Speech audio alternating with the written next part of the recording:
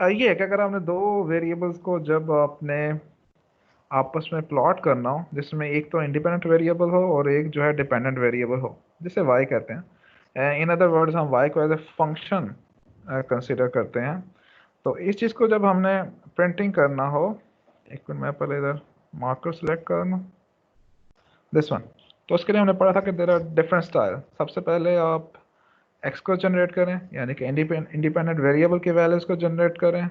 Then y को as a function, array function style लिखें dot के लिहाज से। तो वो क्या करेगा, एक्स की वैल्यूज़ के ऊपर फंक्शन को कंप्यूट कर लेगा और देन उसके बाद ग्राफ यहाँ पर प्लॉट कर लेगा। अब यहाँ पर एक बात पैदा होती है कि अगर हमने सिर्फ फंक्शन के बिहेवियर को चेक करना, जैसे कि नीचे एक ये हमें ग्राफ गिवन है, अगर हमने इसके सिर्फ बिहेवियर को चेक करना है तो वो फिर इस चीज़ पे डिपेंड नहीं करता कि एक्स एक्सिस में कितने डेटा पॉइंट्स लिए जा रहे हैं, क्योंकि हमारा मेन कंसर्न क्या है, ग्राफ के जो कर्व है उसकी फिगर के लिहाज से, उसके बिहेवियर के लिहाज से।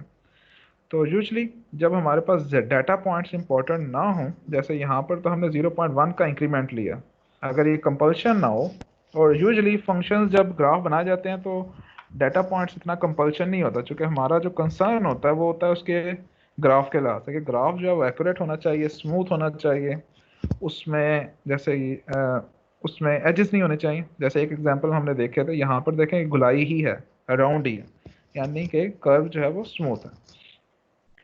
तो बजाय ये कि हम खुद से सिलेक्शन करें, अगर हमने सिर्फ ग्राफ का बिहेवियर को ही चेक करना है तो मैटलैब में एक एक्स्ट्रा कमांड भी है जो कि सिर्फ फंक्शंस को प्लॉट करने के लिए। जो ये अभी हम स्ट्रक्चर देख रहे हैं, ये तो स्ट्रक्चर है कि आप दो वेक्टर्स को प्रिंट करें, चाहे वो दो वेक्टर्स आप खुद लिख लें, चाहे आप एक्सपेरिमेंटल डाटा के जरिए लिख रहे हैं, या फिर आप फंक्शन बना के भी लिख सकते हैं। लेकिन अगर हमने स्ट्रिक्ट टू द पॉइंट के, अगर हमने फंक्शन के बिहेवियर को ही देखना है, जिसमें एक्स के डाटा पॉइंट्स जो हैं वो इतने इंपॉर्टेंट नहीं है, वो जितने मर्जी हों, चाहे वो 100 पॉइंट ले ले, चाहे 1000 ले ले, चाहे लाख ले ले, इट डजेंट मैटर, हमने सिर्फ बिहेवियर को देख। जैसे इस फंक्शन का अगर हम बिहेवियर देखें तो हमें साफ नज़र आ रहा है कि with the passage of time, जैसे जैसे एक्स की वैल्यूज बढ़ती जा रही हैं, ये ग्राफ जो जीरो की तरफ कह लें कन्वर्ज हो रहा है। अब इसमें मेरा ऐसे कंसर्न नहीं था कि मैंने कितनी वैल्यूज ली हैं, चाहे जितनी भी वैल्यूज लेता या जितने भी डाटा पॉइंट्स लेता, कन्वर्जेंस तो जीरो की तरफ ही होना था। तो इस चीज़ को कॉप अप करने के लिए एक शॉर्ट कमांड हमने बनाई है मैटलैब के अंदर, special for function, which is called F plot. ठीक है, तो एफ प्लॉट की जो हमें नीड थी, जो मैंने आपको बताई है, वो आपको होपफुली समझ आ गई होगी। अब हम इस कमांड की तरफ चलते हैं कि एफ प्लॉट जो है वो क्या चीज़ है। तो ये जो कमांड है, दिस वन, ये क्या करती है, plots of function y is equal to f of x between the given limits. यहाँ पर आप जस्ट क्या करते हैं, लिमिट्स बताते हैं, जो कि एक्चुअल आपको क्वेश्चंस में भी जिस तरह गिवन होती है कि इधर एक वैल्यू से लेकर दूसरी वैल्यू तक आपने ग्राफ को प्लॉट करना है। आपको डाटा पॉइंट्स नहीं पता है कितना इंक्रीमेंट लेना है, ये आपके ऊपर डिपेंड करता है। तो इसका स्टाइल जो फॉर्मेट है वो क्या है कि जस्ट प्लॉट से पहले आप लिखते हैं कोई F stands for function, bracket, शुरू में हम लिखेंगे फंक्शन जो भी आपने प्लॉट करना है, स्टाइल वही होगा एरे स्टाइल के अंदर। फिर उसकी लिमिट्स आप लिखेंगे कि एक्स की रेंज क्या है, कि कहाँ से लेकर कहाँ तक आपने फंक्शन को प्लॉट करना है।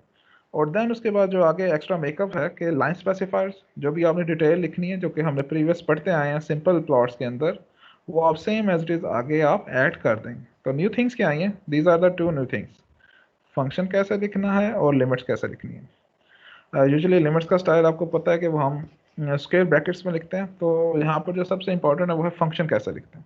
तो उसके लिए हम देखते हैं नीचे कि फंक्शंस को कैसे लिखा जा सकता है। तो specify function in the form of A anonymous function. Anonymous function कि हम बजाय एफ लिखने के हम एट द डेट एक्स लिख देंगे। तो यहाँ पर उसने बताया कि एनोनिमस फंक्शन की जो फॉर्म वो क्या है, at the date x. At the date mean वो फंक्शन का एक बाइट फॉर स्ट्रक्चर स्टाइल है, किस वेरिएबल के ऊपर डिपेंड कर रहा है, इंडिपेंडेंट वेरिएबल, वो हमने एक्स लिख दिया। अगर हम यहाँ पर टी लिखेंगे तो हम टी के फॉर्म में फंक्शन को लिख सकते हैं, यहाँ पर एक्स लिख रहे हैं तो एक्स के फॉर्म में लिख सकते हैं, कोई भी वेरिएबल आप लिख सकते हैं। यहाँ पर कंपल्शन नहीं है कि भाई एक्स ही लिखना है, या सर ने एक्स का बताया हुआ है तो फिर एक्स को ही लिखना है। जस्ट क्या है, जो भी आप इंडिपेंडेंट वेरिएबल लिखेंगे उसी के फॉर्म में आप आगे फंक्शन को लिखेंगे। हाँ जी, एनी क्वेश्चन?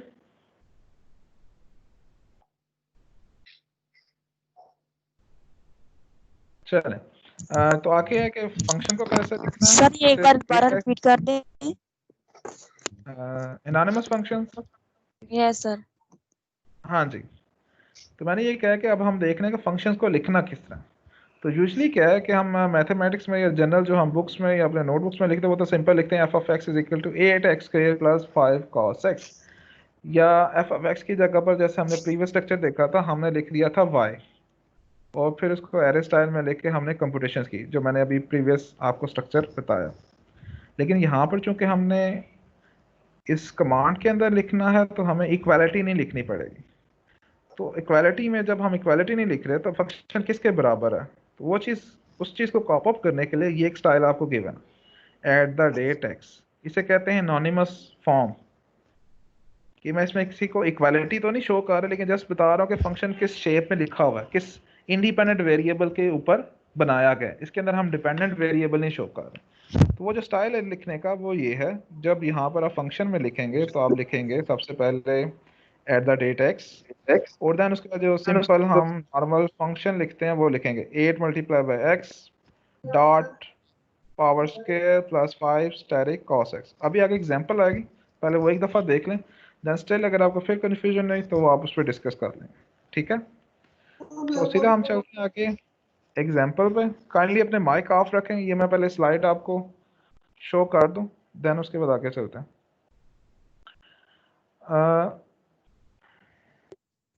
तो एफ प्लॉटिंग में क्या है, एफ प्लॉट में है फंक्शन, उसके बाद उसकी लिमिट्स लिख देंगे, लिमिट्स के बाद आप लॉन्ग स्पेसिफायर लिखेंगे। फंक्शन को हमने लिखना सीख लिया कि एट द डेट ब्रैकेट में x, और आगे आप जिस तरह ट्रेडिशनल एक फंक्शन लिखते हैं एरे स्टाइल में आप उस तरह लिख देंगे। तो यहाँ पर उसने कहा कि आप फंक्शंस को ज़रूरी नहीं कि आप x में भी लिखें, आप इंडिपेंडेंट वेरिएबल चेंज भी कर सकते हैं। यहाँ पर आप t लिख लें, y लिख लें, z लिख लें, QRST, जो आपका दिल करता है आप लिख सकते हैं। सेकंड जो है लिमिट्स। अब लिमिट्स को कैसे लिखना है, तो मैंने आपको बताया था कि लिमिट्स जो हैं वो दो होती हैं, एक x की रेंज के ऊपर और एक y की रेंज के ऊपर। तो लिमिट्स हमेशा हम स्क्वायर ब्रैकेट्स में लिखते हैं, जिस तरह अगर आप आम टेक्स्ट बुक्स को भी देखें तो उसके अंदर लिमिट्स जो है वो स्क्वायर ब्रैकेट्स में लिखी होती हैं। तो अगर आपने इस जगह पर जो ये लिमिट्स वाला पोर्शन है, इधर आपने अगर सिर्फ एक्स एक्सेस की लिमिट्स लिखने हैं तो आप इधर लिख सकते हैं।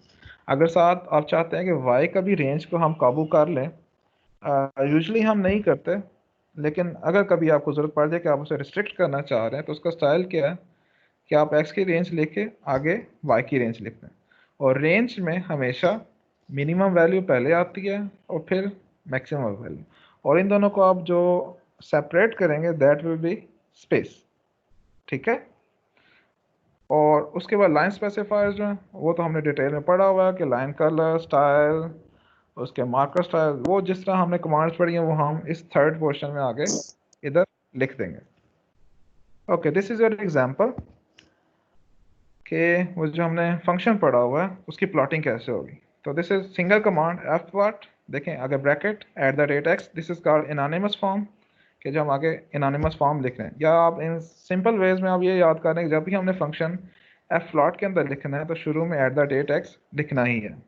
और ये बेशक आप एफ प्लॉट में लिखें, या अगर हम नेक्स्ट जो आगे जाएंगे जब, तो प्रोग्रामिंग के अंदर भी अगर आपने स्पेशल फंक्शन लिखना हो खुद मैनुअल या अपने तरह से, तो हमें एट द डेट एक्स लिखना पड़ेगा। ये एक्चुअली बताता है मैटलैब को कि फंक्शन जो आगे जो सारी की सारी इक्वेशन लिखी हुई, सॉरी एक्सप्रेशन लिखा हुआ है, ये किस वेरिएबल पे डिपेंड कर रहा है। अगर मैं यहाँ पर कहीं पर गलती से एक्स की जगह पर टी लिख दूँ तो मैटलैब इसको एरर पकड़ लेगा।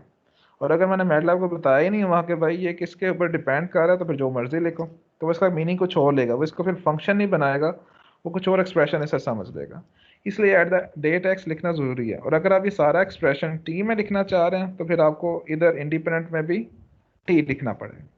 तो this is at the date x space, आगे जब भी आपने फंक्शन एरे फॉर्म में, सिंपल नहीं एरे फॉर्म है चूंकि इसके अंदर मल्टीपल वैल्यूज आ रही हैं, वो आप लिखें, कॉमा आगे आप लिमिट लिख लें -3 एंड ब्रैकेट क्लोज।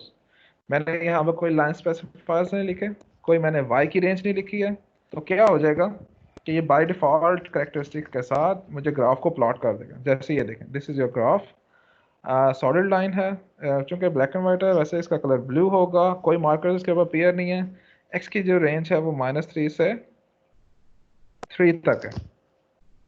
चूंकि y का मैंने नहीं एक्सप्लेन किया हुआ तो ऑटोमेटिकली उसने जो y की मिनिमम वैल्यू और जो y की मैक्सिमम वैल्यू उसने वो लिख दी है। जैसे यहाँ पर देखें y की जो मिनिमम वैल्यू इट इज़ से हम कह सकते हैं इट इज़ -3.7। ठीक है, इधर से स्टार्ट हो रहा है और तकरीबन ऑलमोस्ट जो है वो 9 तक या 8.9 तक जा रहा से दिस इज 8.9। अब ये थोड़ा से 9 या इस तरह पॉइंट्स की फॉर्म में है। तो अगर मैं चाहता हूँ कि भाई ये जो लेफ्ट साइड पे वाई एक्सिस है थोड़ा ज़्यादा क्लियर हो जाए, मतलब नीचे कोई -5 शो हो और इधर कोई ऊपर 9 तक चला जाए एक्सिस, लाइक दिस वन जैसे मैं एक ड्रॉ कर रहा हूँ, तो ये ज़्यादा मुझे अच्छा लगेगा। तो मैं अपने लिहाज से अगर इसको चेंज करना चाहूँ -5 से 9 तक, तो फिर हम क्या करेंगे, हम इधर थोड़ा सा y की रेंज भी ऐड कर देंगे। तो मैं तो लिख दूंगा कॉमा, और नहीं सॉरी सॉरी सॉरी, ये जो है ये तो हम एक्सिस को चेंज कर रहे हैं, अभी बात हो रही है लिमिट्स की। तो एक्सिस को चेंज करना हम आगे सीखेंगे, लिमिट्स में हम इस तरह चेंज नहीं कर सकते, लिमिट्स में हम जस्ट वैल्यूज़ को देख रहे हैं। तो वो क्या करेगा कि अगर वैल्यूज़ जो हैं से मैंने -5 to 9 लिखा है, तो अगर मैं यहाँ पर लिख दूँ -5 to 6 कि y की जो रेंज है वो -5 to 6 ही होनी चाहिए, तो फिर क्या होगा, इस पोर्शन से ऊपर वाली जो वैल्यूज़ हैं या मैं मैटलैब को रन करके देखना, ये शो ही नहीं होंगी क्योंकि उसने उसको रिस्ट्रिक्ट कर दिया हुआ। ग्राफ में जो है इधर जो ये वाला पार्ट है -6 से ऊपर वाला, ये फिर गायब हो जाएगा। इसे हमने काइंडली वेरीफाई करना है। बाकी एक्सिस को कैसे चेंज करना है वो हम आगे देखेंगे। ठीक है, इधर तक कोई प्रॉब्लम, कोई क्वेश्चन अब है तो पूछ लें।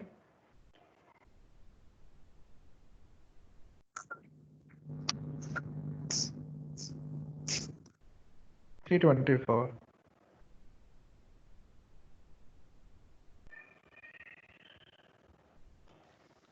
सर ये जो आपने वाई एक्सिस पे -5 से 9 लगाया इसकी समझ नहीं आई। हाँ, ये मैंने आपको बताया था, ये थोड़ा सा मैंने उसको एक्सिस का आगे जो आगे एक्सिस आएंगे, ये हम जो लेफ्ट पे शो हो रहा है -4 से 8 तक, ये एक्सिस है ना, एक्सिस की रेंज है कि वाई की वैल्यूज किधर से लेकर किधर तक है। तो ये हम आगे एक्सिस में जब हम चेंजेस करना सीखेंगे तो मैं उसमें आपको क्लियर कर दूंगा। इसको अभी आप रहने दें, इसको अभी आप स्किप कर दें, आप लिमिट्स पे ओके बात सर। करें। जी, इसके अलावा और कुछ जो मेन है हमारा फंक्शन को कैसे लिखना है, एफ प्लॉटिंग में सिंपल जो हमने ट्रेडिशनल प्लॉटिंग का स्टाइल पढ़ा हुआ, इन दोनों में फ़र्क क्या है, एफ प्लॉटिंग की हमें क्या ज़रूरत पेश आई है और इसको हमें सिंगल कमांड क्यों बनाया, ये चीज़ें आपको क्लियर होनी चाहिए। सर जी अगर फॉर एग्जांपल हम यहीं पे जो हमारे पास इंटरवल्स हैं, लिमिट्स हैं, इसमें हम साथ वाई जी, की भी लिमिट दे दें, जिस तरह आपने 9 और -5 एक साइड पे लिखी हुई है, तो भी वो हाँ, ऊपर नहीं कर देगा, ऊपर से ऊपर और नीचे से नीचे, नहीं नहीं नहीं, मतलब।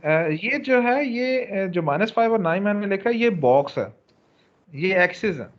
जो ओके, यहाँ पर मैंने ओके लिखा ना सर। ये लिमिट्स -5 to 6, ये जो ठीक एफ है। प्लॉटिंग का काम है ये इस बॉक्स के अंदर का है। बॉक्स के बाहर हम एक्सेस लाते हैं, बॉक्स के अंदर हमारे पास वैल्यूज हैं। तो मैंने आपको कहा कि जब आप -5 और 6 लिखेंगे, इससे आप एक दफ़ा रन करके देखिएगा, तो वो क्या करेगा, जो y की वैल्यूज इससे बियॉन्ड जा रही हैं वो उसको कंसिडर ही नहीं करेगा, वो उसको ब्लैंक छोड़ देगा, वो छोड़ देना भी चाहिए।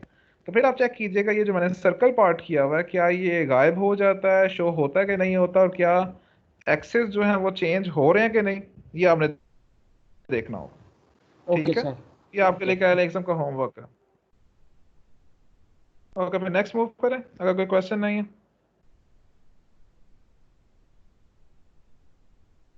देख लें कोई कमेंट्स वगैरह में कोई क्वेश्चन ना लिखा हो तो काइंडली बता दें, नहीं तो फिर मैं आगे मूव कर रहा हूँ।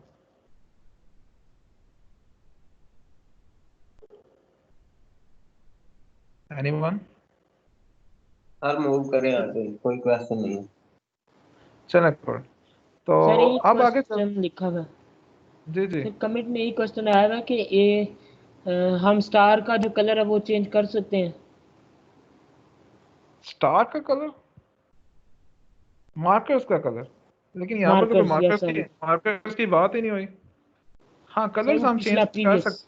हाँ, मार्कर का कलर भी हम चेंज कर सकते हैं बिल्कुल। फिर हमें आगे लिखना पड़ेगा property name and property value, marker colour वो हम स्ट्रिंग में लिखेंगे और आगे हम जिस तरह कलर्स के जो भी कमांड है, ग्रीन, ब्लू, येलो, ब्लैक, वो हम लिख देंगे।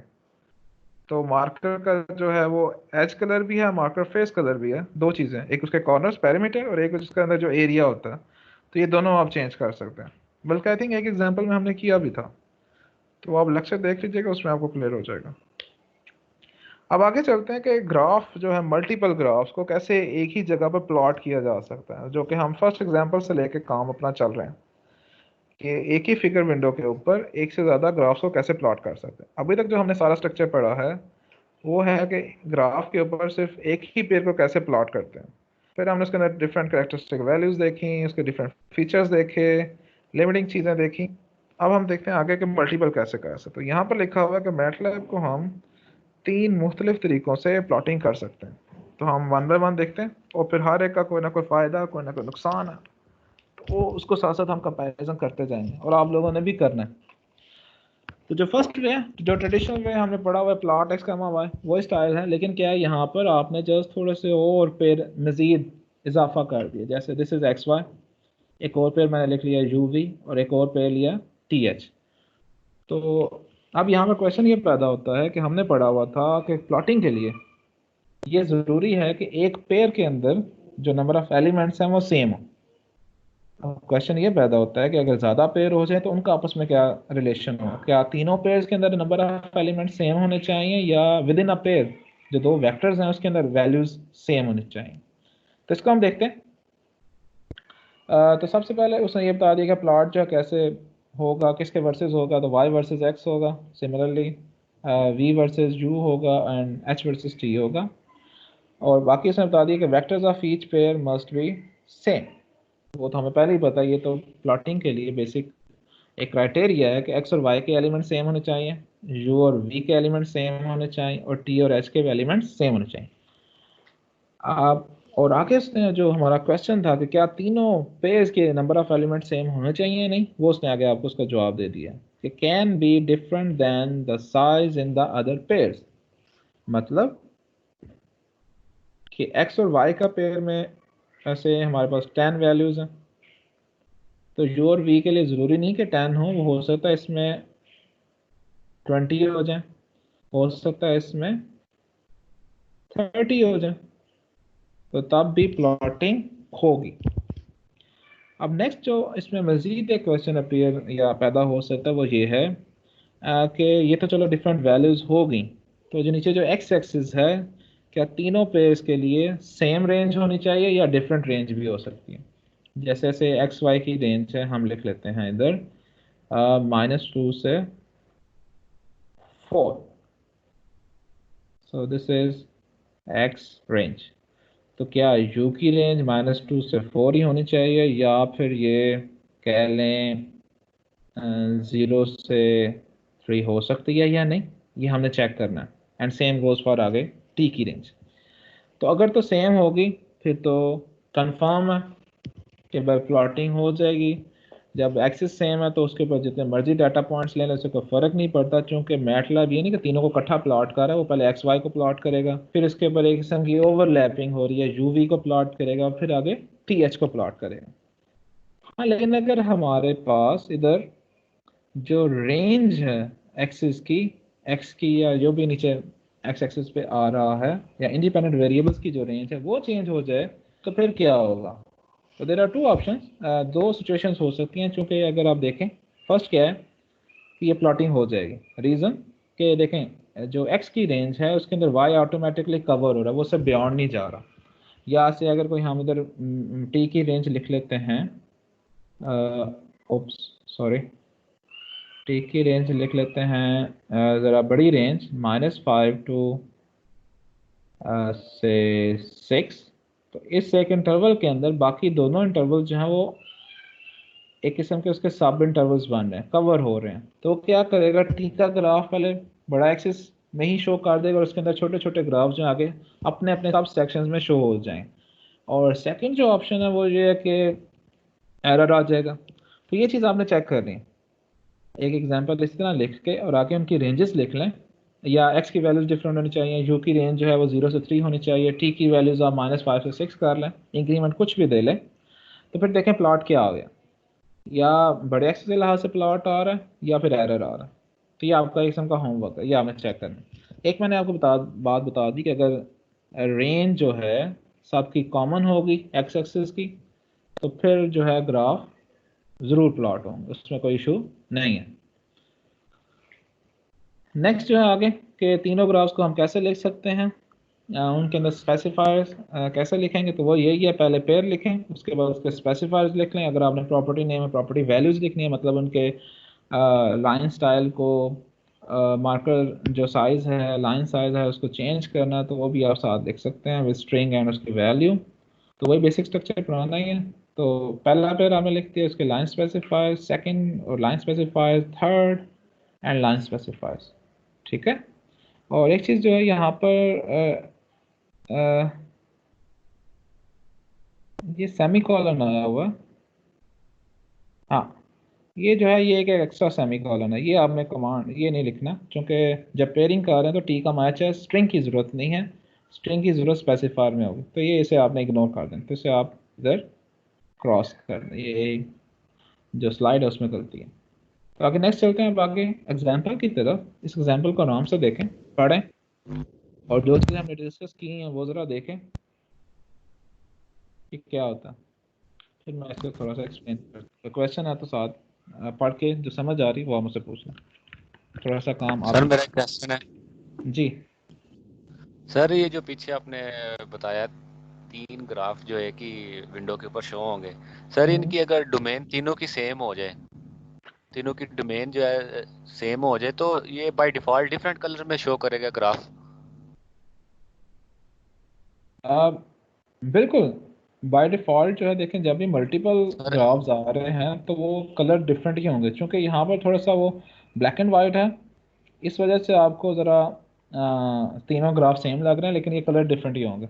बल्कि यहाँ पर देखें हमने कलर स्पेसिफाई किया हुआ, जैसे इसी एग्जांपल में अगर आप यहाँ पर देखें तो मैंने फर्स्ट पेयर को रखा हुआ है ब्लू, सेकंड पेयर को रखा हुआ है रेड, थर्ड को रखा हुआ ब्लैक, तो ये अपने मुताबिक ही कलर आएगा। और अगर आप यहाँ पर कलर्स नहीं लिखते तो फिर बाय डिफ़ॉल्ट जो मैटलैब की तरतीब है, फर्स्ट ब्लू एंड सेकंड आगे, सो जो भी वो उसने तरतीब रखी है वो उसके मुताबिक शो हो जाएंगे।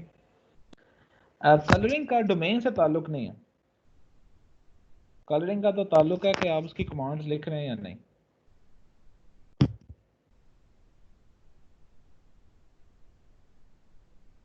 ठीक है।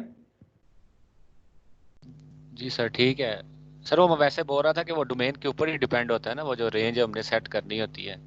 तो मैं कह रहा था अगर तीनों जो ग्राफ होते हैं, जो तीनों को सेम ही आ जाए डोमेन, तो जो है तो उसका कलर में मैं पूछ रहा था कि वो मुख्तलिफ शो करेगा बाय डिफॉल्ट का सेम कलर ही शो करेगा, इसलिए से मैं पूछ रहा था। बाकी ठीक है, आपने सही क्लियर कर दिया।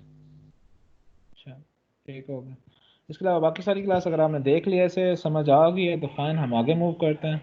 अगर स्टिल कोई कंफ्यूजन है तो आप मुझसे पूछ लें, ताकि मुझे पता चले कौन कौन ऑनलाइन है। सर आगे मूव करें, समझ आ चलें, गई है। गुड हो गया। और यहाँ पर देखें हमें क्लैरिफिकेशन भी होगी कि अगर डोमेन सेम है, मतलब तीनों ग्राफ्स की डोमेन वो डेरिवेटिव्स ले रहे हैं, एक फंक्शन है उसका डेरिवेटिव और डबल डेरिवेटिव को उसने शो किया है, तो वो आपको मल्टीपल ग्राफ्स शो हो गए। और चलें, अब यहाँ पर एक क्वेश्चन रेज होता कि ज़रूरी तो नहीं कि मैंने सिर्फ 3 ही पेज या 3 ही ग्राफ को प्लॉट करना हो। व्हाट इफ़ मैंने कोई 10-20 ग्राफ्स को करना हो, तो हमें क्या प्रॉब्लम आएगी? स्टाइल तो यही है, स्ट्रक्चर तो यही है, तो फिर मुझे प्रॉब्लम जो आएगी वो ये है कि मैंने यहाँ पर मज़ीद एडिशन करनी है पेयरिंग की। तो मैटलैब में तो एक स्पेसिफिक प्लेस होती है, मुझे इस तरह एक्स्ट्रा पेयर्स लिखना ये बड़ा मुश्किल हो जाएगा। से मेरे पास 10 डिफरेंट फॉर्मुलेशंस हैं, तो मैं सारों को फिर पेयरिंग को याद रखना कि कौन सा वेरिएबल किसके साथ अटैच है, अगर इसकी बजाय मैं फॉर्मुलेशन के साथ साथ छोटे छोटे प्लॉट लिखता रहूँ एक एक पेयर का, तो वो मेरे लिए काफ़ी इजी हो जाएगा और कंफ्यूजन भी उसके अंदर नहीं होगी। तो इस चीज़ को कॉप अप करने के लिए कि अगर हमने ज़्यादा ग्राफ्स को एक ही प्लॉट के ऊपर शो करना है, तो बजाय ये वाली कमांड यूज़ करने के हमें कोई नई चीज़ चाहिए। तो ये जो सिंपल प्लॉट कमांड है ये हम 2 या 3 या मैक्सिमम 4 इसके लिए यूज़ कर सकते हैं, लेकिन अगर हमारे पास ग्राफ ज़्यादा हों तो उसके लिए फिर हमें आगे थोड़ा सा एक्स्ट्रा फीचर लगाना पड़ेगा। वो एक्स्ट्रा फीचर क्या है वो हम देखते हैं कि यहाँ पर उसने बताया कि each time you execute simple plot command it erases the previous plot and draw a new one. जैसे मैं यहाँ पर अगर लिखता हूँ प्लॉट एक्स कामा वाई, तो ये मेरे पास एक्स और वाई का ग्राफ एक शो कर देगा फिगर 1 के अंदर। और आगे ही मैं आगे स्क्रिप्ट फाइल में या कहीं पर से कमांड विंडो में मैं लिखता हूँ plot x comma y D, मैं प्रीवियस एग्जांपल से ही रिलेट कर रहा हूँ।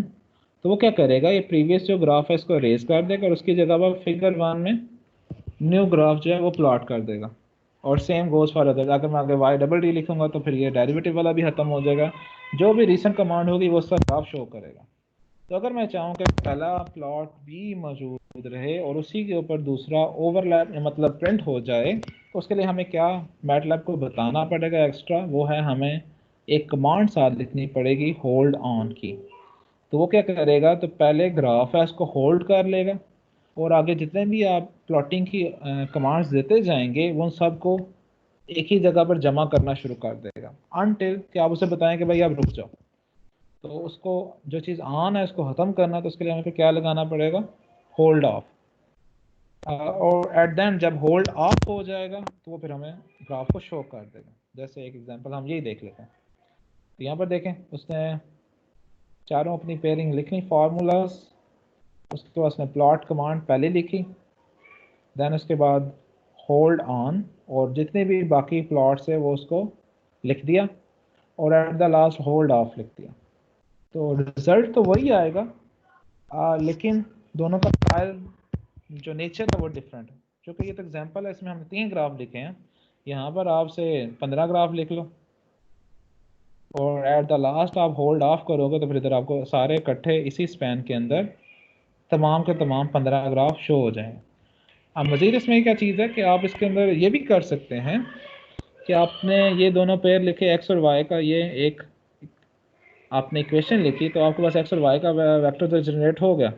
तो आप ये जो प्लॉट वाली कमांड है दिस वन आप यहाँ पर भी लिख सकते हैं वाई के बाद, और देन उसके बाद होल्ड ऑन, चूँकि हमें तो उसका होल्ड चाहिए। देन आपने उसके बाद वाई डी, ये second graph second derivative first derivative लिखा है सेकंड प्लेस पे। तो आप अब चूँकि ये भी वेक्टर जनरेट हो गया तो आप ये प्लॉट की कमांड डायरेक्ट इधर भी लिख सकते हैं, ताकि जो जो आप फॉर्मुलेशन बनाते जा रहे हैं, जो जो आप वेक्टर बनाते जा रहे हैं, साथ साथ नीचे प्लॉटिंग लिखते जाएं, ताकि आपको कट्ठी याद ना रखनी पड़े कि भाई 15 ग्राफ थे, 16 ग्राफ थे, 17 क्वेश्चंस थी। इस तरह जब आप करेंगे या ये वाला अगर आप स्ट्रक्चर यूज़ करेंगे तो फिर आपका काम बड़ा इजी हो जाएगा, आपको याद नहीं रखना पड़ेगा और साथ साथ आप वाई और नीचे उसका प्लॉट को भी चेक कर सकते हैं। सिमिलरली नीचे आपको डबल डेरिवेटिव आ गया थर्ड प्लेस पे, तो आप साथ ही इसके नीचे प्लॉट कमांड लिखते हैं। जब तमाम स्ट्रक्चर्स आपने लिख दिया है तो सबसे लास्ट पे आप होल्ड ऑफ ये लिखना, ठीक है। और यूजुअली जो जब हम मैटलैब की प्रोग्रामिंग करते हैं या एक प्रोफेशनल स्टाइल में तो फिर हम इस तरह ही करते हैं, स्ट्रक्चर स्टेप बाय स्टेप जो जो इक्वेशंस आ रही हैं, जो जो पेयर बनते जा रहे हैं उसके प्लॉट आप लिखते जाएं ताकि आपको एंड पे याद न रखने पड़े। लेकिन अगर 2 या 3 या 4 जिस तरह यहाँ पर 3 है तो उसमें तो इतना मुश्किल नहीं आएगा, तो वो आप एंड पे आराम से लिख सकते हैं। लेकिन जो होल्ड ऑन और होल्ड ऑफ वाला जो फ़ायदा है वो हमें यही देता है कि स्टेप बाय स्टेप आप पेयरिंग में प्लॉट लिखते जाओ स्ट्रक्चर बाय स्ट्रक्चर, ठीक है। अब आगे एक्सक्यूज चलते मी हैं सर, कि अगर ज्यादा सर एक क्वेश्चन था। जी जी बोले। सर अगर ज्यादा ग्राफ्स प्लॉट करने हैं, अगर हमने जैसे इसमें हमने 3 ग्राफ्स प्लॉट किए हैं, तो सर हर प्लॉट जी की कमांड के बाद होल्ड ऑन की कमांड देना नहीं हर प्लॉट के बाद कमांड देना जरूरी होगी ना होल्ड ऑन की? नहीं नहीं नहीं, हर कमांड के बाद नहीं। देखें यहाँ पर देखें अगर आप तो उसने सिर्फ एक दफ़ा यूज़ किया, पहले प्लॉट के बाद आपने होल्ड ऑन यूज़ करना है और उसके बाद ये देखें नीचे जो ये स्ट्रक्चर है इसमें तो उसने कहीं पर होल्ड ऑन ही यूज़ किया। एक दफ़ा होल्ड कर लिया ना, मैटलैब को पता चल गया कि अब जितने भी ग्राफ आने सबको मैंने एक के ऊपर जमा करते जाना। तो आप नीचे चाहे 1000 लिख दो, 40,000 लिख दो, वो सबको उसके ऊपर जमा कर लेगा। हाँ, जब आपने इसको ख़त्म करना है, प्रिंट करवाना है, तो उससे पहले होल्ड ऑफ लिखना सबसे लास्ट के बाद, तो फिर वो होल्ड ऑफ लिखेगा, वो चीज़ है। ओके सर, ठीक है। हाँ जी सर जी।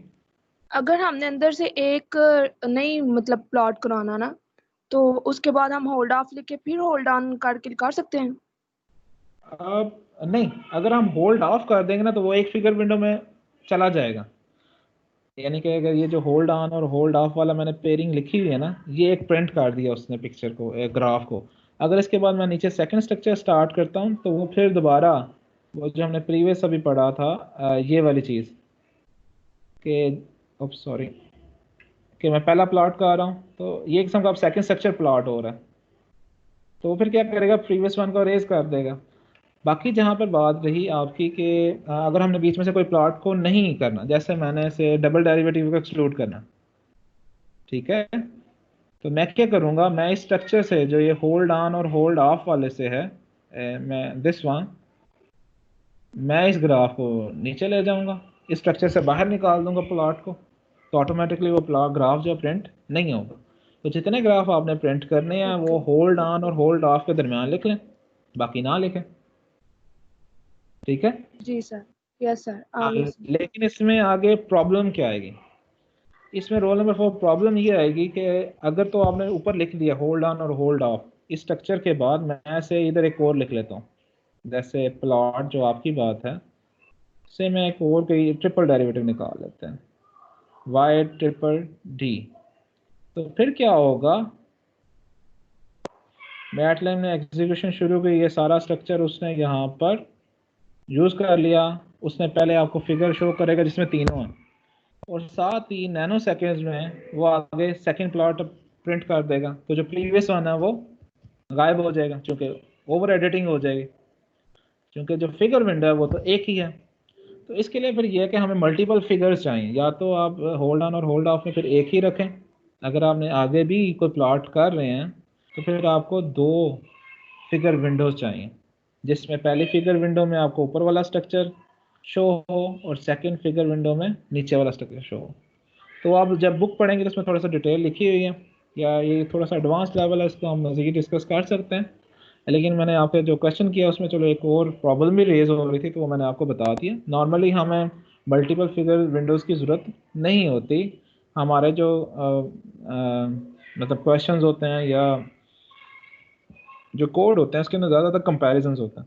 ये रियल लाइफ में भी हमें कोई अगर ग्राफ्स वगैरह हम प्लॉट करते हैं तो हम किसी चीज़ को कंपैरिजन कर रहे हैं, थ्योरी को, एक्सपेरिमेंटल वर्क को, या डिफरेंट मेथड्स हैं उनकी एक ही प्रॉब्लम के ऊपर अप्रोच चेक कर रहे हो, तो इसलिए हमें मल्टीपल फिगर्स की ज़रूरत नहीं होती। लेकिन अगर आप उसके अंदर ये वाला स्ट्रक्चर बाद में भी लिखेंगे प्लॉट वाला तो फिर आपको प्रॉब्लम आएगी। तो इस प्रॉब्लम से बचाने के लिए मैंने आपको पहले बता दिया। चलें, गुड। और कुछ प्लॉट और रेफ प्लॉट में क्या फर्क है? ओके,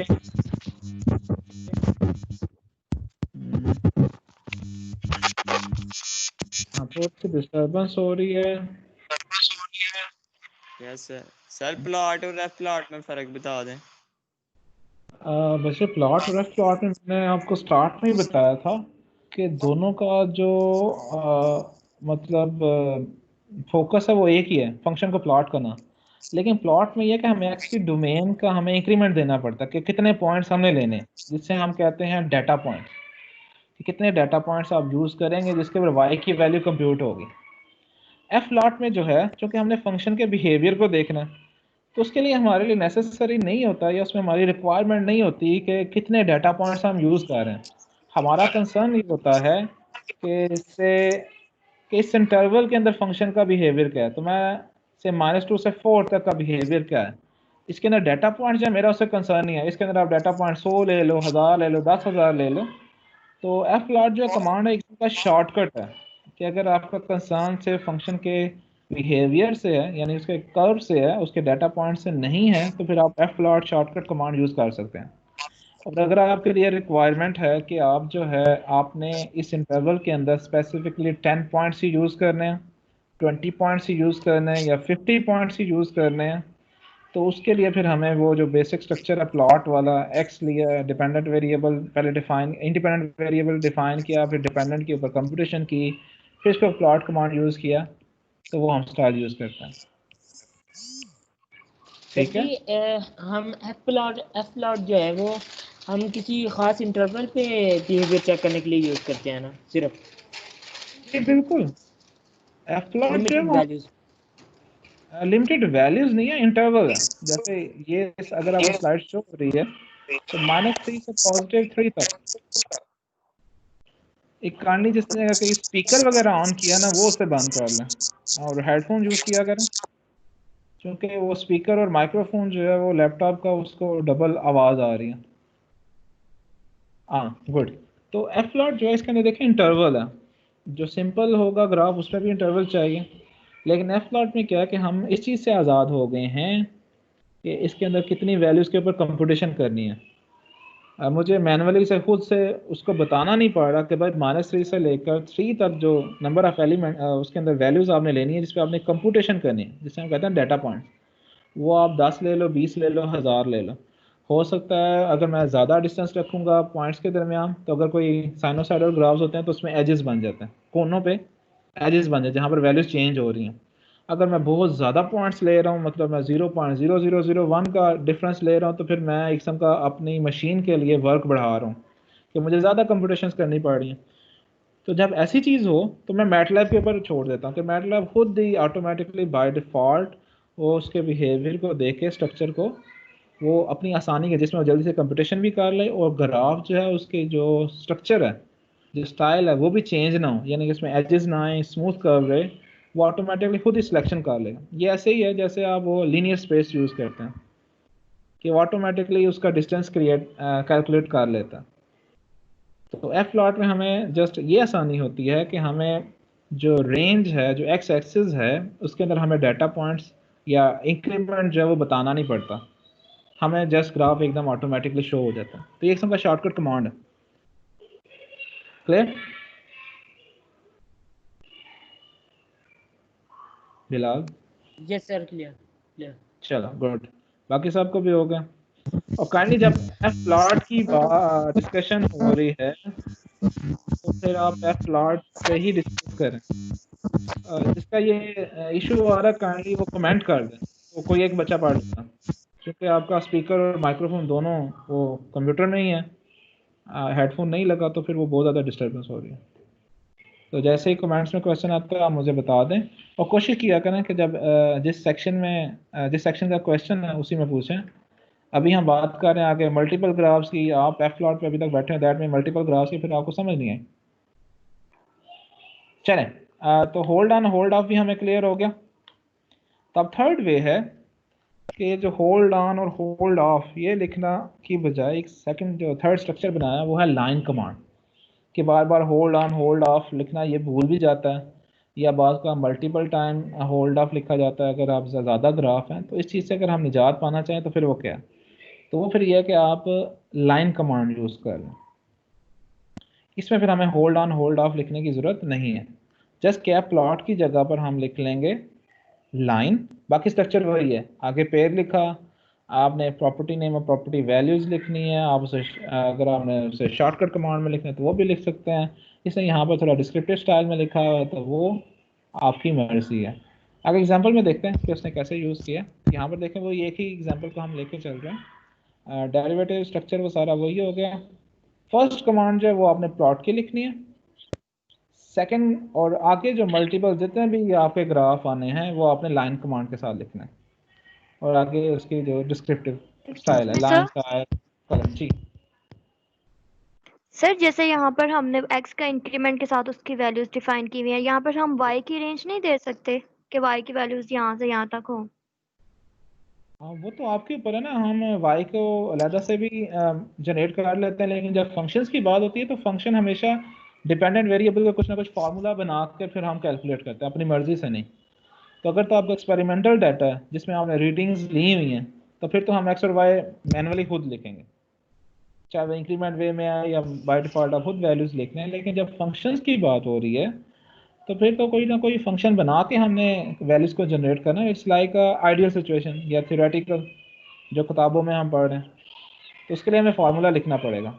अगर आप वैसे वैल्यूज लिखोगे ग्राफ फिर भी प्लॉट होगा, लेकिन हमारी प्रॉब्लम्स में ऐसा होता नहीं है। ठीक है, रोल नंबर 17। Yes sir. अच्छा सर, मेरा एक क्वेश्चन था कि यहाँ पे जिस तरह हम पहले लाइन स्पेसिफायर्स लिखते थे सीधा बस उनके कीवर्ड्स लिख देते थे और वो हाँ उस तरह प्लॉट कर देता था। तो जी जी। यहाँ पे हमें साथ नाम भी लिखना पड़ेगा जिसका कलर लिखा हुआ है और साथ लाइन स्टाइल। मैंने आपको यही बताया कि आप लाइन कमांड को चेक कर लें, आप शॉर्ट कमांड भी लिखने कोई मसला नहीं, उसने जस्ट वैसे बताया कि स्ट्रक्चर है, आप स्ट्रक्चर को भी लिख के देख लें, लाइन जो सिंपल हमने पहले कमांड्स पढ़ी हैं वो भी लिख के देख लें, कोई मसला नहीं, हुआ तो मुझे बता देना। ठीक है सर, ओके। हाँ लेकिन सर वो मेन जो चीज़ है जी। सर वो रोल नंबर 47 का भी क्वेश्चन आ गया है। वो पूछ हाँ रही है जी। कि जैसे हमने कमांड यूज़ किया था ना पहले सब अलग करके, तो अगर हम वहाँ पे कलर ना बताएं तो क्या वो बाय डिफ़ॉल्ट ब्लू ही रहेगा या खुद ब खुद चेंज हो जाएगा? एफ प्लॉट में जी, वो मल्टीपल जब यूज़ करते हैं। हाँ जी, जो लाइन स्पेसिफायर्स हैं वो बाय डिफॉल्ट जो कैरेक्टरिस्टिक्स हैं वही रहेंगे। हाँ अगर मल्टीपल ग्राफ्स हैं, जैसे ये अभी हम जो डिस्कस कर रहे हैं 3 ग्राफ हैं, तो इनको डिफरेंशिएट करने के लिए मैटलैब ऑटोमेटिकली कलर चेंज कर देगा, 3 डिफरेंट कलर आएंगे, तीनों के तीनों ब्लू नहीं आएंगे। अगर आप एक ही में यूज़ कर रहे हैं, अगर आप मल्टीपल यूज़ कर रहे हैं, जैसे ये हम प्लॉट 3 दफ़ा लिख रहे हैं तो फिर ब्लू ही शो होंगे, ठीक है। होल्ड ऑन होल्ड ऑफ में ब्लू ब्लू शो होंगे। अगर आप एक ही प्लॉट के अंदर जो हमने पेड़ 3 इकट्ठे लिखे थे उसमें वो डिफरेंट कलर्स होंगे। और यूजली जो है हम कंप्यूटर के ऊपर छोड़ते नहीं है कि बाय डिफॉल्ट तुम खुद ही कलर लगाओ, एक कमांड ही तो आगे लिखनी है, आप अपने मर्जी का कलर लिख दें, इस टेंशन से दूर हो जाए, ठीक है।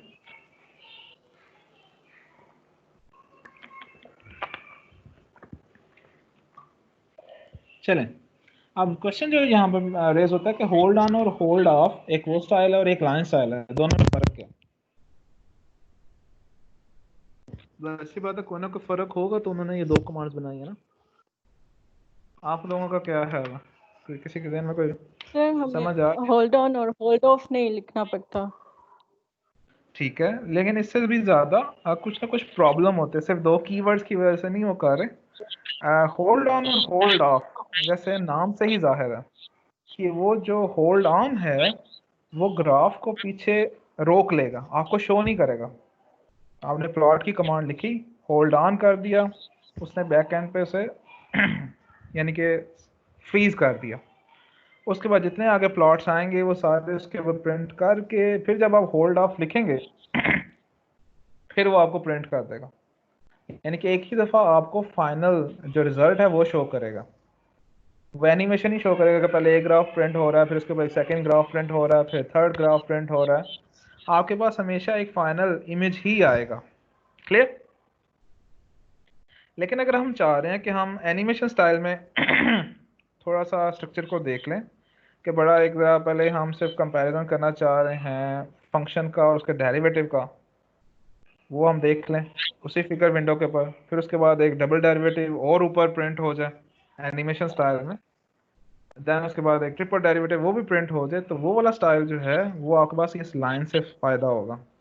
तो जैसे ही फर्स्ट कमांड एग्जीक्यूट होगी वो आपको ग्राफ फिगर जो है वो आपको शो हो जाएगी, जैसे ही साथ आगे सेकंड कमांड आपके प्रिंट होगी तो वो उस ग्राफ के ऊपर ही साथ ही ओवरलैप कर देगा, फिर आपको सिर्फ 2 ग्राफ शो हो रहे होंगे। और जैसे ही आप थर्ड जो कमांड है वो भी प्रिंट करोगे तो वो पहले वाले ग्राफ के ऊपर ही आपके सामने तीसरी लाइन भी प्रिंट हो जाएगी। ये इन दोनों में फ़र्क है कि होल्ड ऑन होल्ड ऑफ में आपको हमेशा फाइनल रिजल्ट मिलता है, सारे ग्राफ इकट्ठे प्रिंट होकर मिलते हैं, जबकि लाइन कमांड में ये 1 बाय 1 साथ साथ प्रिंट होता जाता है और आपको पता चलता जाता है फिगर विंडो के अंदर कि पहले 2 ग्राफ थे, फिर 3 ग्राफ आ रहे हैं, फिर चौथा ग्राफ आ रहा है। तो ये आपकी अपनी नीड के ऊपर है कि आपने अगर एनिमेशन स्टाइल में चलना है तो आप यूज़ कर सकते हैं, अगर आपने उसे कह लें एनिमेशन स्टाइल में नहीं चलना तो आप उसे होल्ड ऑन और होल्ड ऑफ स्टाइल से भी कर सकते हैं, ठीक है। अच्छा सर, एक क्वेश्चन था कि इसमें हमने सबसे पहले प्लॉट की कमांड ही देनी है या स्टार्ट में भी हम लाइन दे सकते हैं? नहीं, पहले जो स्टार्टिंग होगी वो हमेशा प्लॉट की होगी, ठीक है। Okay sir, okay. स्टार्टिंग हमेशा प्लॉट का होगा जी। होल्ड ऑन और होल्ड ऑफ मतलब उसे यूज करने के अलावा अगर हम वो नहीं यूज कर रहे, अगर पहली कमांड देते हैं कि होल्ड ऑन और होल्ड ऑफ को नहीं यूज कर रहे, ये लाइन कमांड में यस सर। जो मुझे आपका क्वेश्चन समझ आया वो ये कि लाइन कमांड के अंदर हम होल्ड ऑन और होल्ड ऑफ क्यों यूज कर रहे हैं, यही क्वेश्चन है। Yes sir.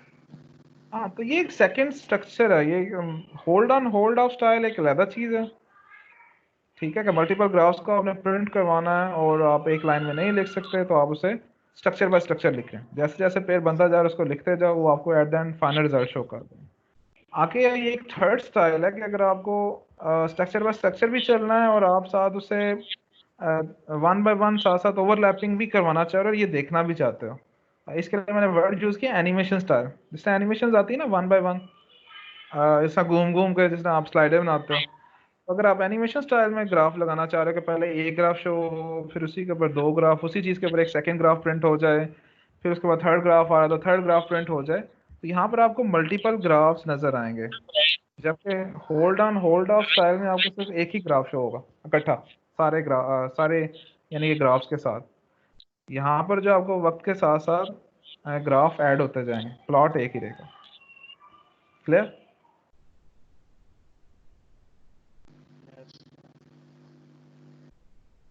या इसका मैं एक ट्यूटोरियल बना के ना वीडियो आपके साथ शेयर कर दूँ, क्योंकि जब तक ये वीडियो नहीं होगी आपको ज़्यादा क्लियर नहीं होगा। वो इंशाल्लाह 5 या 4 मिनट का मैं आपको इंशाल्लाह इसी वीक शेयर कर दूँगा। जी आगे चलें फिर। Yes sir. चलें आगे जो थोड़ा सा मेकअप है, जो शुरू से बात हो रही है, टाइटल्स कैसे लिखें, लेबल्स कैसे लिखें, लेजेंड्स कैसे लिखे जा सकते हैं, टेक्स्ट वगैरह क्या है, ग्रिड और ये एक्सेस रेंज क्या है, जो उस टाइम शुरू में थोड़ा सा डिस्कस हो गया था, तो इस चीज़ को देखते हैं। है ये सारी स्ट्रिंग्स ही, जितने भी ये सारे काम हैं ये सारे के सारे स्ट्रिंग हैं, इनकी छोटी छोटी कमांड्स है वो आपने याद रखना, रिटा मारने वाली कोई चीज़ नहीं है। जैसे आपने एक्स लेबल लगाना है तो एक्स लेबल, एक्स एक्सिस का लेबल है तो एक्स लेबल, वाई एक्सिस का लेबल है तो y label, this is your command. और हमेशा ब्रैकेट्स पहले लिखेंगे और अंदर आप कोई भी स्ट्रिंग लिख सकते हैं, जो भी आप स्ट्रिंग लिखेंगे वो आपके एक्स एक्सिस पे शो हो जाएगी। इस तरह वाई लेवल में जो लिखेंगे वो वाई एक्सिस पे शो हो जाएगा। सॉरी। आगे चलते हैं, टाइटल कैसे लिखेंगे। टाइटल के लिए टाइटल की कमांड होगी और वही आगे स्ट्रिंग लिखते हैं। हाँ, टेक्स्ट जो है ये थोड़ा सा important, text is like a comment. जैसे अगर आपको फर्स्ट फिगर याद हो जो एक्सपेरिमेंटल और थ्योरेटिकल वाली थी, distance and intensity of light वाली, तो उसके अंदर हमें एक कमेंट नज़र आ रहा था। तो कमेंट का स्टाइल में थोड़ा सा शुरू में आपको एड्रेस देना पड़ेगा, एक्स और वाई। 3 काइंडली अपना माइक ऑफ कर लें, थोड़ी सी डिस्टर्बेंस हो रही है।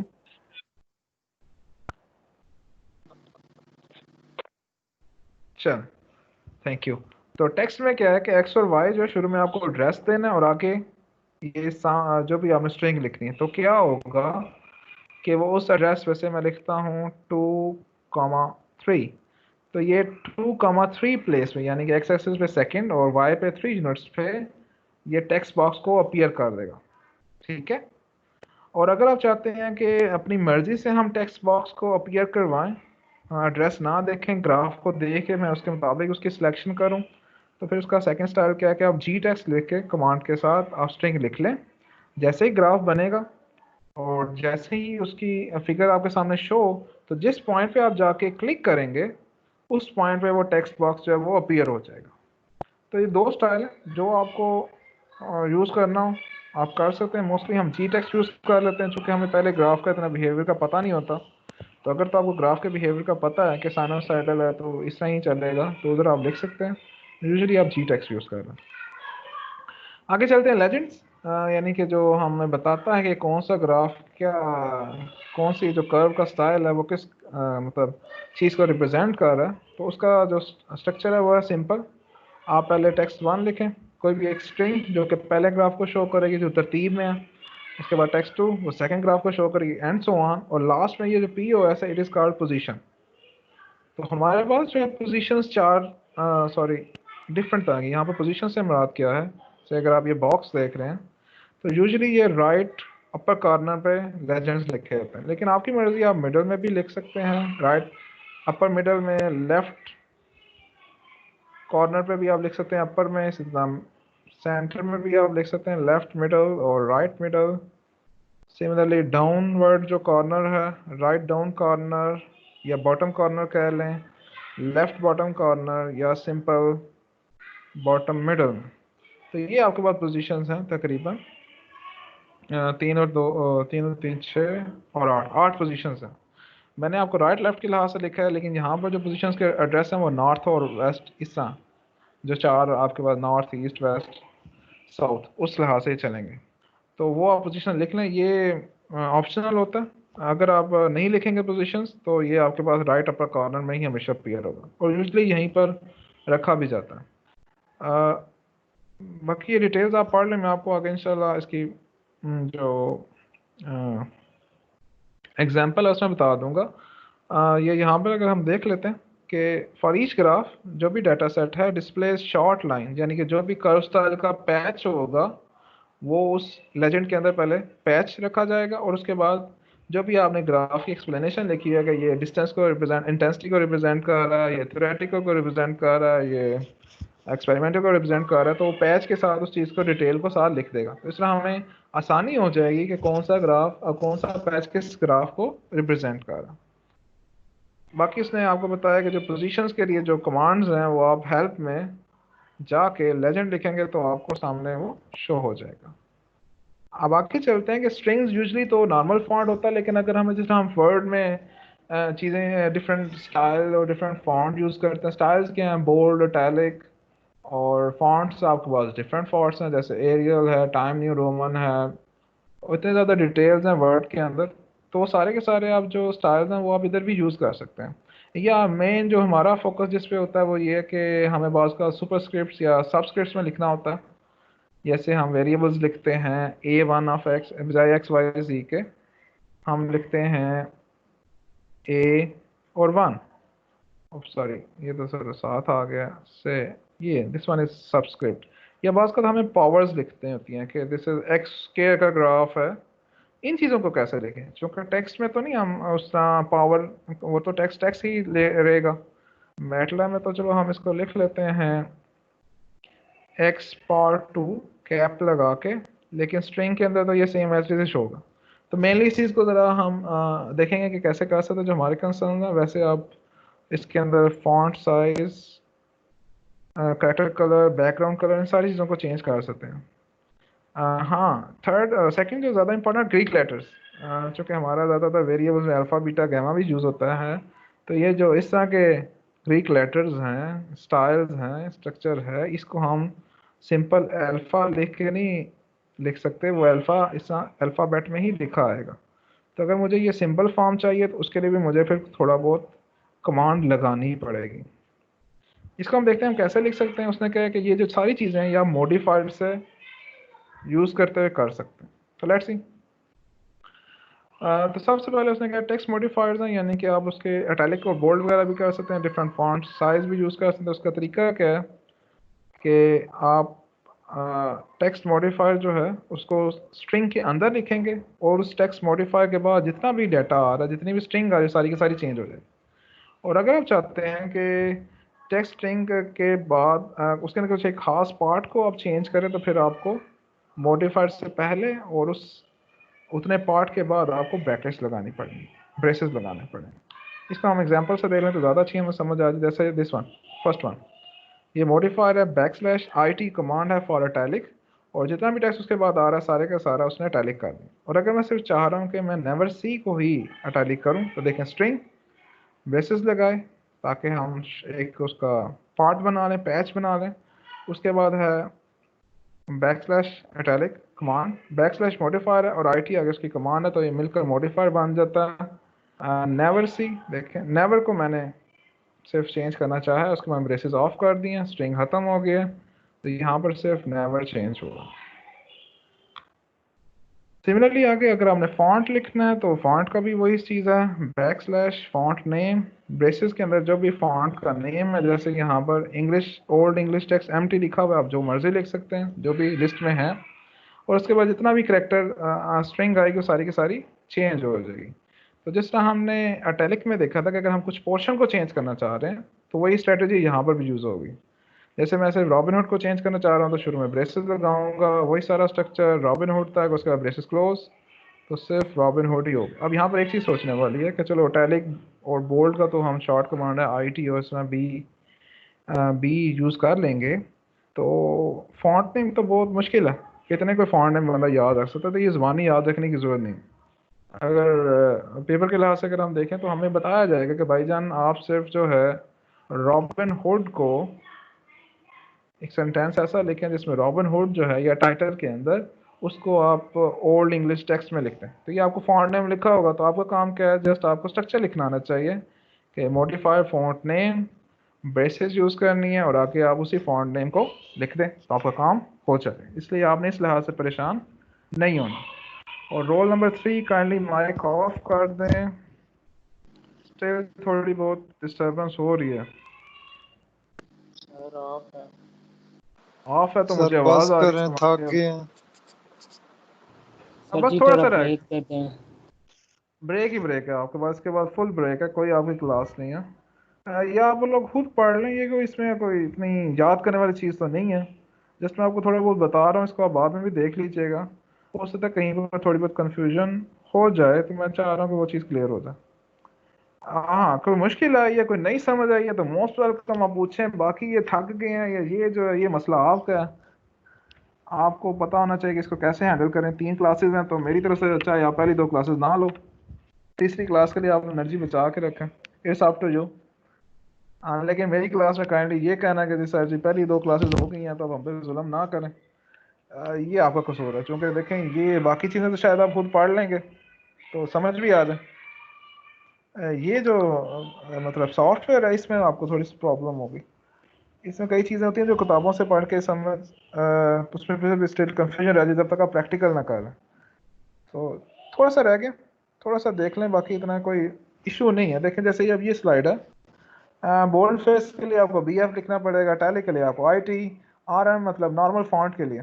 अब यहाँ पर नॉर्मल फॉन्ट पे क्वेश्चन पैदा हुआ था जो लास्ट क्लास में एक स्टूडेंट ने पूछा कि सर जब हम स्ट्रक्चर वैसे ही लिख रहे हैं तो वो तो नॉर्मल फॉन्ट में ही आएगा, तो हमें कमांड के ज़रिए या मॉडिफायर के ज़रिए क्यों लिखना पड़ा। तो इसका जो मेन चीज़ है वो ये है कि अगर आप यहाँ पर जैसे देखें ये रॉबिन हुड लिखा हुआ है, अब ये सारे का सारा इटैलिक है। तो अगर मैं चाहता हूँ कि मैं सिर्फ टेक्स्ट को नॉर्मल लिखूँ, तो बजाय ये कि मैं जो इधर पहले पैच बनाऊँ, सॉरी ये तो टेक्स्ट को मैंने कर दिया, my name is robin hood, sorry, तो मैं इसके अंदर इज़ को फॉर एग्जांपल मैं नॉर्मल लिखना चाह रहा हूँ, इस स्टाइल में मैं नहीं लिखना चाह रहा। तो क्या होगा कि मुझे पहले इधर मैं एक पहले पैच बनाऊँ माय नेम का, उसके बाद फॉन्ट स्टाइल लिखूँ, फिर आगे रॉबिन हुड है उस पर फॉन्ट स्टाइल लिखूँ। तो इसकी बजाय मैं इस इज़ को क्या कर लूँगा, ब्रेसेस में करके मॉडिफायर लगा दूंगा RM का और उसके आगे इज़ लिख दूंगा और पैच क्लोज। तो इस तरह मुझे माय नेम के लिए इतना बड़ा सा जो मॉडिफायर मैंने लिखा हुआ फॉन्ट नेम का, मुझे वो लैदा और रॉबिन हुड के लिए लैदा नहीं लिखना पड़ेगा। तो जब इस तरह के बड़े सेंटेंसेस हों जिसमें से हमें कुछ लेटर्स को या कुछ मतलब वर्ड्स को नॉर्मल करना हो, तो बेहतर ये होता है कि आप उसका पैच बना लें, इंस्टेड ऑफ बड़े सेंटेंस को आप सारे का सारा डिफरेंट पैचेस बना के लिखें। तो ये इसलिए यूज़ होगा। बाकी फॉन्ट नेम और फॉन्ट साइज़ है। मेन आ जाए सबस्क्रिप्ट के लिए, तो मैं थोड़ा सा आपको शॉर्ट करके बता देता हूँ। सबस्क्रिप्ट जब भी यूज़ होगा तो जिस लेटर को आपने सबस्क्रिप्ट में लेके जाना है उससे पहले आप अंडरस्कोर लगा लें, जिसको आगे पावर में लेके जाना तो आप उसके आगे पावर लगा। जैसे ये लिखा हुआ है H_2 हो तो 2 जो है सबस्क्रिप्ट में चला जाएगा। अगर आप चाह रहे हैं कि 2 वो पूरे का पूरा ही सबस्क्रिप्ट में चला जाए तो फिर आप इधर ब्रेसेस लगा दें, फिर 2 वो सारे का सारा ही फिर आपका जो रिजल्ट है वो इस तरह शो हो जाएगा H2 and O। ये आगे उसने सुपरस्क्रिप्ट के लिए बताया E पावर के सुपरस्क्रिप्ट में पावर में जा रहा है ना, तो उसके लिए हम कैप यूज़ करते हैं और आगे ब्रेसेस, ताकि सारे का सारा सेंटेंस जो है वो पावर में चला जाए। अब इसमें कोई इतनी मुश्किल बात थोड़ी है। आगे ग्रीक लेटर्स हैं, तो ग्रीक लेटर्स के लिए मैं आपको उसका स्ट्रक्चर बताता हूँ, ये टेबल से आपको क्लियर हो जाएगा। सर जी प्रीवियस स्लाइड एक दफ़ा कीजिएगा। सॉरी, प्रीवियस स्लाइड ये ग्रीक लेटर्स हैं। प्रीवियस स्लाइड एक दफ़ा, नो सर इससे पीछे वाली जिसमें आप वो बता रहे थे कि सबस्क्रिप्ट और सुपरस्क्रिप्ट वाला। हाँ ये सर इसमें एक्स लेबल जो है इसमें उन्होंने ब्रेसेस नहीं यूज की हुई। जो ब्रेसेस हैं वो सिर्फ कोई एक्सप्रेशन लिखने के लिए यूज करनी है या ब्रेसेस जो है ब्रेसेस स्ट्रिंग के अंदर लिखने के लिए। जैसे देखिए सिंपल एक लेटर को मैंने करना था टू को, जैसे अगर हमारे इधर मैं इसको जो मैंने लिखी है ब्रेसेस उसको मैं अगर ख़त्म कर दूं, जैसे ये कमांड लिखी हुई है, तो अगर तो हम सिंपल लिख रहे हैं तो जो उस अंडरस्कोर के बाद अटैच अल्फ़ाबेट या जो भी करैक्टर होगा वो उसको कर देगा सिंगल को। अगर एक से ज़्यादा को अगर आपने उसे सबस्क्रिप्ट में लेके जाना, जैसे मैं एक से ज़्यादा नीचे माइनस के से जो साइन है लिखा हुआ, जब मैंने एक से ज़्यादा अल्फ़ाबेट्स को पावर में लेके जाना था तो फिर मैंने ऊपर ब्रेसेस लगा ली। तो अगर आपने सिंगल एक चीज़ को करेक्टर को लेके जाना है फिर आपको ब्रेसेस लगाने की जरूरत नहीं है। अगर एक से ज़्यादा करेक्टर्स को आपने सबस्क्रिप्ट या सुपरस्क्रिप्ट में लेके जाना है फिर आपको ब्रेसेस लगाने की जरूरत है। Okay okay sir. बाकी ग्रीक का भी यही है कि ग्रीक के जो इंग्लिश में नाम है जैसे अल्फ़ा बीटा ये लिखा हुआ है अल्फ़ा बीटा, तो आपने क्या करना है ये सारे जो नेम है उससे पहले बस बैकस्लैश लगा दें तो ऑटोमेटिकली वो उसको मैटलैब उसको जो उसका सिंबल है उसमें चेंज कर दे। यहाँ पर कैपिटल और स्मॉल है तो अगर तमाम लोअर केस में हमने लिखा हुआ तो वो स्मॉल सिंबल आ जाएगा, और अगर आप तमाम को तमाम कैपिटल केस में लिख रहे हैं या फर्स्ट लेटर कैपिटल कर रहे हैं तो फिर आपके पास वो कैपिटल ग्रीक लेटर आ जाएगा। आगे ये ऊपर एग्जांपल लिखी हुई है, इसे आप देख लीजिएगा जब आप पढ़ें, स्लाइड्स में लिखी हुई है, उसमें कोई कन्फ्यूजन नहीं होगा। बाकी थोड़ा बहुत रोटेशन का यूजुअली यूज़ तो नहीं है हम इतना करते, लेकिन कभी ज़रूरत पड़ जाती है एज़ पर रिक्वायरमेंट। तो उसका स्टाइल क्या है वो मैं जस्ट आपको बता देता हूँ कि आपने जो भी टेक्स्ट जो आप लेबल टेक्स्ट कर लें, लेबल कर लें, एक्स लेबल है ये यहाँ पर टेक्स्ट से मुराद है, जहाँ मर्जी जो मर्जी कमांड आप यूज़ करें, x label, y label, title आप लिख दें, स्ट्रिंग जो भी आप लिख रहे हैं, जैसे ये डेप्थ है मैंने अब इसे रोटेट करना, तो उसके लिए मैं आगे कमांड लिख दूंगा प्रॉपर्टी नेम रोटेशन, और जितनी रोटेशन मुझे करनी है उसका एंगल लिखते हैं 45 वैल्यू जब इसकी वैल्यू है, तो वो क्या होगा आपके रिजल्ट को थोड़ा सा रोटेट कर देगा। आगे ये आपके पास पूरे का पूरा टेबल जो है उसमें मौजूद है कि आप कौन से प्रॉपर्टी नेम यूज़ कर सकते हैं, rotation, font angle, font name, font size, font weight, colour, background colour, edge colour, line width, और उसके मुताबिक आप उससे रिलेटेड वैल्यूज भी आगे लिख सकते हैं। And last is axes. तो एक्सेस को हम देख लेते हैं। एक्सेस यूजली तो बाय डिफ़ॉल्ट मैटलैब खुद ही कर लेता है, लेकिन अगर आपने एक्स और वाई की वैल्यूज़ को खुद से मज़ीद इंक्रीज़ या डिक्रीज़ करना हो तो उसके लिए कमांड है just simple this one. Okay where is a pen, this one. तो अगर आपने सिर्फ एक्स एक्सिस को चेंज करना है तो आप यहाँ पर स्क्वायर ब्रैकेट्स लगा के इंटरवल को बंद भी कर सकते हैं। अगर वाई लिखना है तो फिर आपको एक्स के बाद को वाई लिखना पड़ेगा। बाकी इसको मैं थोड़ा सा एक्सप्लेन कर देता हूँ आगे एग्जांपल के अंदर। अगर आपको इक्वल एक्सेस चाहिए यानी कि एक्स और वाई की वैल्यूज जो है सेम रेंज में होनी चाहिए तो आप इक्वल वर्ड यूज़ कर सकते हैं, आप स्क्वायर भी यूज़ कर सकते हैं। टाइट का भी मैं आपको आगे बता देता हूँ, जो एक्स्ट्रा स्पेसेस अगर कभी ग्राफ में आ जाती हैं तो उसको अगर आपने ख़त्म करना है तो फिर आप टाइट यूज़ कर सकते हैं। ग्रिड जो पीछे ग्राफ पेपर अगर आपने से ऑन करना है तो ग्रिड ऑन ग्रिड ऑफ आप यूज़ कर सकते हैं बटन, बाय डिफ़ॉल्ट ग्रिड नहीं ऑन होता। तो दिस इज एग्जांपल जो कि फर्स्ट हम ग्राफ को लेके चल रहे हैं, इसी को अब हमने बनाया कैसे वो इसको जस्ट पढ़ लें, देन उसके बाद ऑफ कर देते हैं। सिंपल एक्स और वाई, और उसके बाद एक्स टी, दो पेयर्स हैं, यहाँ पर सारी चीज़ें रिवाइज हो जाएंगी, तो इसको थोड़ा सा आराम से देख लें। जैसे y वाला जो पॉइंट है उसके अंदर कितने पॉइंट्स आ रहे हैं, जो सेकंड d वाला पेयर है उसके अंदर हमारे पास 7 पॉइंट्स हैं, जबकि जो फर्स्ट पेयर है उसके अंदर बहुत ज़्यादा पॉइंट्स हैं, almost above 100, I think there are 12, तो 120 से ज़्यादा पॉइंट्स हैं। बेशक दोनों पेयर्स के जो आपस में नंबर ऑफ एलिमेंट्स है वो मैच नहीं करते, लेकिन उस पेयर के अंदर वेक्टर्स के नंबर्स मैच करते हैं। रेंज जो है दोनों की एक्स की रेंज वो सेम ही है। अब आगे चलते हैं, उसने प्लॉट जो है सिंपल एक फर्स्ट ग्राफ को प्लॉट किया, उसकी थोड़ा बहुत स्पेसिफायर्स दिखती है, उसकी उसने लेबलिंग कर ली है। टाइटल के अंदर उसने थोड़ा सा स्टाइल को चेंज करने की कोशिश की, तो देखें backslash font name Arial में उसने लिखा है, और आगे सारा का सारा उसने स्ट्रिंग लिख दी है। नेक्स्ट आगे उसने फॉन्ट साइज थोड़ा सा ट्रेडिशनल 12 से उसने थोड़ा सा चेंज किया, तो that will be 14, by default I think 8 है कि 12, ये आप देख लीजिएगा। एक्सेस उसने थोड़े से चूज खुद किए हैं। एक्स की रेंज क्या है 10 से 22, तो मैटलैब 10 से लेकर 22 तक ही ग्राफ को शो करेगा। लेकिन यहाँ पर उसने अपनी मर्जी से थोड़े से एक्सेस को वास्ट किया ताकि मेरा ग्राफ थोड़ा ज़्यादा क्लियर हो जाए, तो उसने यहाँ पर क्या कर दिया 8 से 24। तो जो फिगर है उसके अंदर आपको ग्राफ 8 से 24 तक ही शो होगा, बेशक वैल्यूज जो है वो 10 से लेकर 22 के ऊपर ही ग्राफ शो होगा। तो ये जैसा आपकी अपनी मर्जी है कि आप एक्सेस को थोड़ा सा खुला खुला दिखाना चाहते हैं, और अगर आप इस चीज़ को नहीं करना चाहते तो फिर आप एक्सेस टाइट की कमांड को यूज़ कर सकते हैं। यहाँ पर उसने वाई को भी दे दिया। यूजुअली वाई के ऊपर हम लिमिट नहीं लगाते क्योंकि हमें नहीं पता होता वाई की कितनी वैल्यूज आ रही हैं कैलकुलेशन के थ्रू। जैसे यहाँ पर तो चलो जो वाई डी वाला पेयर है इधर तो 950 मुझे पता है, लेकिन जो फर्स्ट पेयर है सिंपल एक्स वाई का, इसके अंदर ये फॉर्मूला है, हमें नहीं पता कि इसके आंसर्स क्या आएंगे।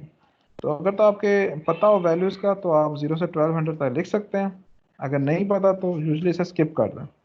हाँ, लेकिन अगर आपने लिख दिया और अगर आपकी कोई वैल्यू आ रही है से 1250, तो ये किस्म का उसने स्ट्रेट कर दिया 0 से लेकर 1200 तक, तो 1250 की वैल्यू ये इतना पोर्शन आपको ग्राफ शो ही नहीं होगा।